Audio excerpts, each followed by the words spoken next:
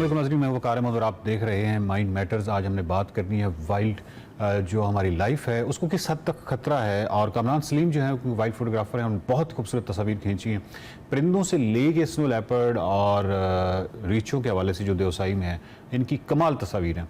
और एक सेगमेंट हमने पहले किया था जिसमें हमने आपको एक तस्वीर दिखाई थी जो कोई बहुत ही खूबसूरत तस्वीर थी जो इन्होंने हालिया कोई 2-3 महीने पहले इन्होंने खींची और बहुत ही खूबसूरत तस्वीर स्नो लेपर्ड की है जो कि अपने हंट की तरफ बढ़ रहा है।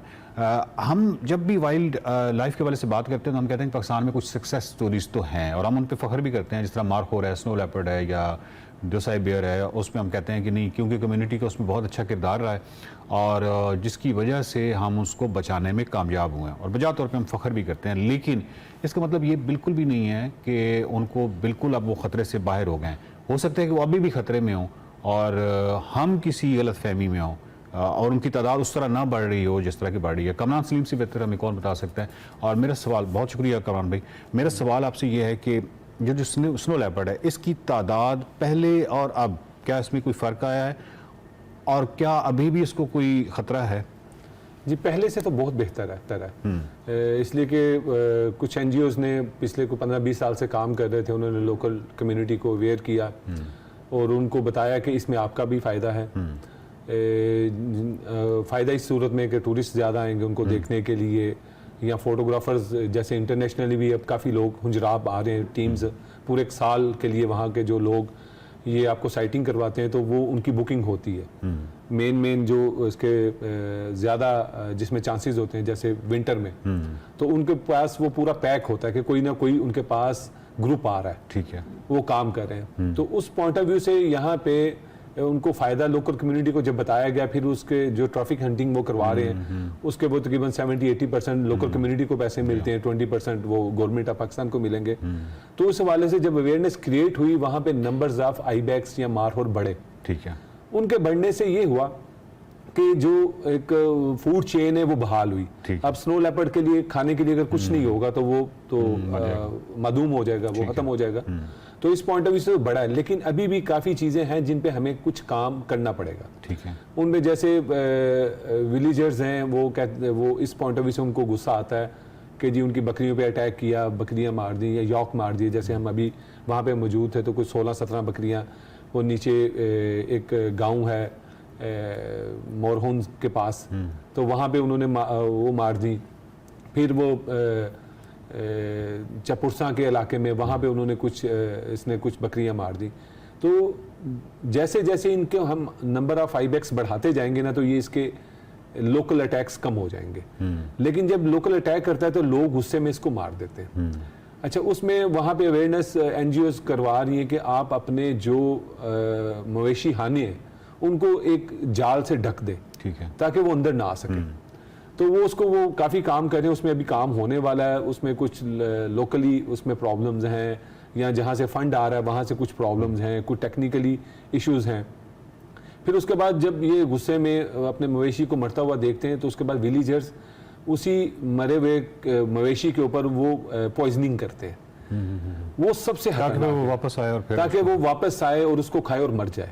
लेकिन ये उनको भी पता है थोड़ा बहुत, लेकिन वो उस तरह वो अवेयरनेस नहीं है कि वो जब वो वापस लेपर्ड आता है या लेपर्ड वो जहर आलूद वो खा के गोश्त मर जाता है, उसके बाद उसी जो मवेशी है मरा हुआ उसको खाने के लिए लोमड़ी भी आएगी, भेड़िया भी आएगा।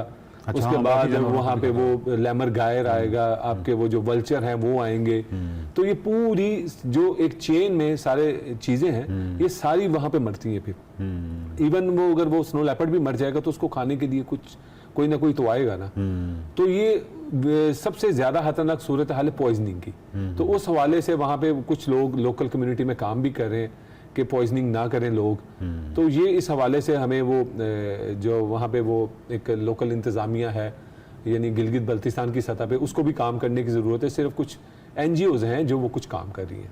तो ये जो अब आईबैक्स की जो तादाद बढ़ी है और मार्खोर की तादाद बढ़ी है, तो आप ये समझते हैं कि जो स्नो लेपर्ड के पहले वाले हमले थे जो कि वो मवेशियों पे करता था गांव में आके, उसकी जो फ्रीक्वेंसी है उसमें बहरहाल एक बहुत जिसको कहते हैं कि नोटिसेबल कमी है? जी बिल्कुल कमी है उसमें। अच्छा, ये वो जानते हैं जो लोकल हैं? जी सबसे पहले तो वो कमी इस अब आप कोई थोड़ा सा आप इसको मैं बताता हूँ कि जब आईबेक्स ही नहीं था तो स्नो लेपर्ड भी नहीं था, तो वो हमले उस तरह नहीं थे हो रहे। अब अच्छा, अगर स्नो आईबेक्स लेपर्ड की तादाद में भी अब इजाफा होगा तो स्नो लेपर्ड की जब नंबर ऑफ आईबेक्स बढ़े हैं, अब देखें आपके बॉर्डर पे वो है हुंजराब, या आप चित्राल जाएं तो वो एक बॉर्डर एरिया सा बनता है, वहाँ पे आप अफगानिस्तान की तरफ, ये तो कुछ मुल्क हैं जिनके अंदर ये स्नो लेपर्ड मौजूद है, जैसे चाइना के कुछ एरियाज हैं, इंडिया में है, पाकिस्तान में है, अफगानिस्तान के कुछ एरियाज में है, अच्छा रशियन कुछ स्टेट में है। तो ये सिर्फ 4-6 कुछ मुल्क हैं जिनके अंदर स्नो लेपर्ड है।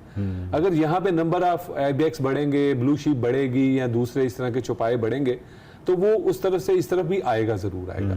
जैसे जो मेरी इंफॉर्मेशन के मुताबिक सबसे ज़्यादा जहाँ पे वो साइटिंग हो रही है स्नो लेपर्ड की, और लोग वो बगैर डर के स्नो लेपर्ड भी आपकी आ जाता है उन एरियाज में और वो फ्रीली वो मूव कर रहा है, उसमें तिब्बत और इंडिया की एक स्पीति वैली वो ज़्यादा फेमस है।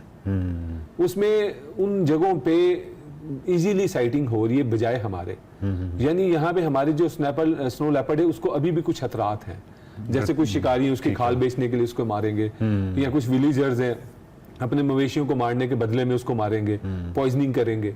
तो ये कुछ चीज़ें हैं जिन पे वो, लेकिन मुझे लगता है कि उम्मीद है कि अगर ये एनजीओज़ के साथ कुछ हुकूमती मशीनरी भी अगर फ़ाल हो जाए तो वो हमें इसके बेहतर रिजल्ट आ सकते हैं। बहुत शुक्रिया कामरान भाई।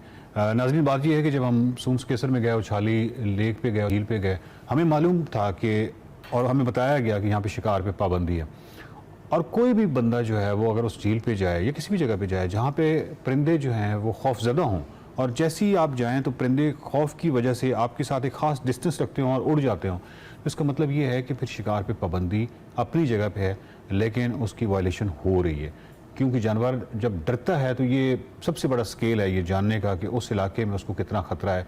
तो जो कामरान भाई ने बात की है ये बहुत ही एग्जैक्ट बात है कि अगर स्नो लेपर्ड आपसे डरता है या कोई भी किसी भी जगह पे, इवन सूंस केसर में अगर परिंदे आपसे डरते हैं, तो इसका मतलब बिल्कुल ये है कि वो इंसान वहाँ पे कहीं ना कहीं कुछ शिकार भी कर रहा है और वो उससे डर रहे हैं और वो उससे दूर जा रहे हैं।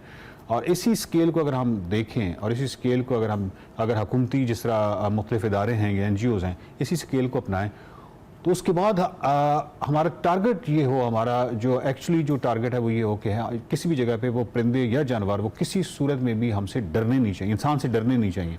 इस सतह पे जाके हम शिकार पे पाबंदी लगाएं तो हमारी ये जो जितनी भी चेन है या इकोसिस्टम है ये बेहतर हो सकता है। अदरवाइज़ तो जो उजाड़ा हमने फेर दिया है उसकी कोई मिसाल नहीं मिलती। आप इससे अंदाज़ा लगाएं कि अभी उछाली लेक और ये जितना भी सूंस के असर पे जब हम सफ़र शर्त का प्रोग्राम करके आए तो उसके बाद हमें कितनी बार दोस्तों ने फ़ोन किया कि शिकार हो रहा है और बिल्कुल बड़े एतमाद के साथ शिकार हो रहा है और इसको किस तरीके से हाईलाइट करें। लेकिन बात यह है कि ये हसासियत जब तक कम्युनिटी में डेवलप नहीं होगी और हुकूमती इदारों में बैठे हुए लोगों के अंदर नहीं होगी उस वक्त तक कुछ नहीं हो सकता। देखते रहिए माइंड